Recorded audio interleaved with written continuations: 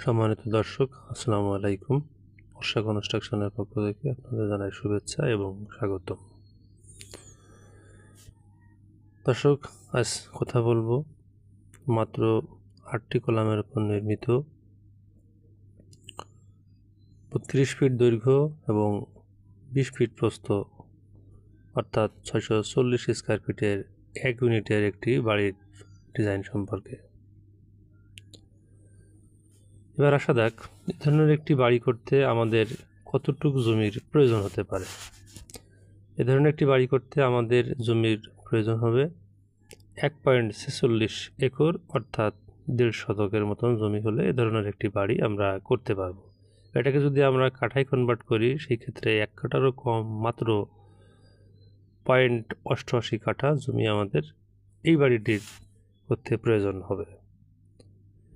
এবার আসা যাক, এ ধরনের একটি ডিজাইনে কি কি সুবিধা থাকছে। আপনারা দেখছেন এখানে একটি বেডরুম, 2টি বেডরুম, একটি বাথরুম। এখানে যেহেতু জায়গার একটু স্বল্পতা আছে সেহেতু প্রত্যেকটা রুমের সাথে অ্যাটাচ বাথরুম রাখা হয়েছে। সেই সাথে আছে 2টি রুমের সাথে 2টি অ্যাটাচ ব্যালকনি, একটা ব্যালকনি। এখানে একটি বড় পরিসরের একটি কিচেন রাখা হয়েছে, পাশাপাশি বড় আকারের লিভিং এবং ডাইনিং স্পেস রাখা হয়েছে।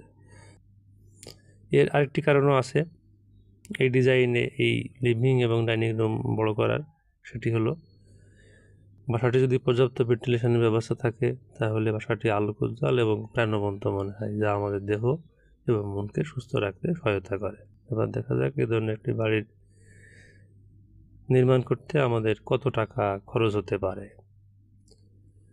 আমরা যদি এই খরচটাকে 3 ধাপে বিভক্ত করি সেই ক্ষেত্রে প্রথম ধাপ অর্থাৎ বেজ ঢালাই থেকে কলম ঢালাই পর্যন্ত করতে আমাদের খরচ হবে 4 লাখ টাকা এবং দ্বিতীয় ধাপ ছাদ ঢালাইয়ে খরচ হবে আরও 4 লাখ টাকা এবং এই বাড়িটির বাকি কাজ সম্পূর্ণ করতে আরও প্রয়োজন হবে 5 লাখ টাকা।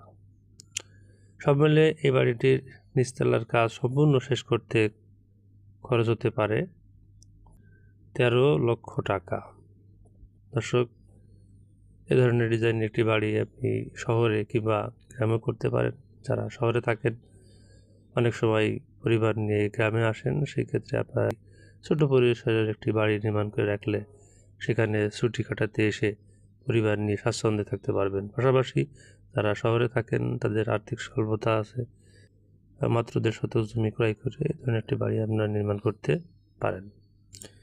দর্শক, যদি এই বাড়িটি শহরে নির্মাণ করতে চান সেই ক্ষেত্রে নিচতলাতে গ্যারেজ রুম রাখার চেষ্টা করবেন, কেননা এখানে শুধু গাড়ি পার্কিং কাজে ব্যবহৃত হবে না, এই গ্যারেজটি এখানে ছোটোখাটো অনুষ্ঠান এবং অন্যান্য কাজও ব্যবহার করতে পারবেন। দর্শক, আজ এ পর্যন্ত। আগামীতে ইনশাআল্লাহ নতুন কোনো বাড়ির ডিজাইন নিয়ে কথা হবে। সেই পর্যন্ত সকলে ভালো থাকুন, সুস্থ থাকুন, এই কামনায়। খুদা হাফেজ।